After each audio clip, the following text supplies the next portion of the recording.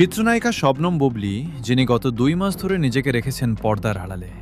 আনুষ্ঠানিকভাবে ৪ঠা ফেব্রুয়ারি দেশ ছেড়ে যুক্তরাষ্ট্রে পাড়ি দিয়েছিলেন তিনি। কিন্তু সেই যাত্রার পর থেকেই দানা বেঁধেছে রহস্য। হঠাৎ ইত্যাদি অনুষ্ঠানে তার উপস্থিতি এবং পহেলা বৈশাখে প্রকাশিত নতুন ছবিগুলো যেন পুরো ঘটনার মোড় ঘুরিয়ে দিয়েছে।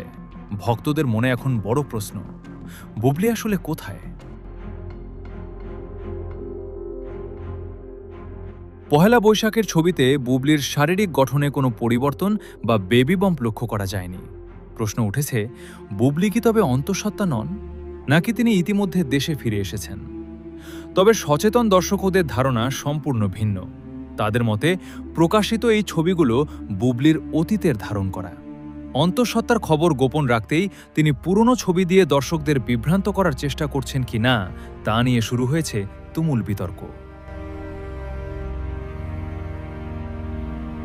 বুবলী যদি সত্যিই দেশে থাকতেন, তবে এই দীর্ঘ সময়ে তাকে কোথাও না কোথাও দেখা যেত।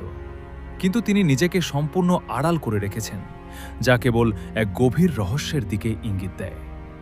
ধারণা করা হচ্ছে বুবলী এখনও যুক্তরাষ্ট্রেই অবস্থান করছেন এবং তার প্রেগন্যান্সির বিষয়টি ধামাচাপা দিতেই পুরনো ছবিগুলো এখন পরিকল্পিতভাবে প্রকাশ করা হচ্ছে। নিজেকে আত্মগোপনে রাখা আর পুরনো ছবির এই খেলা বুবলীকে আবারও প্রশ্নের মুখে ঠেলে দিয়েছে। বুবলী কি তবে স্রেফ গুঞ্জন এড়াতে এই কৌশলের আশ্রয় নিয়েছেন? তার অন্তরালে থাকার প্রকৃত কারণ আসলে কি? প্রকাশিত ছবিগুলো কি সত্যিই পুরনো নাকি বর্তমানের? আপনার মতামত কি জানিয়ে দিন কমেন্ট বক্সে।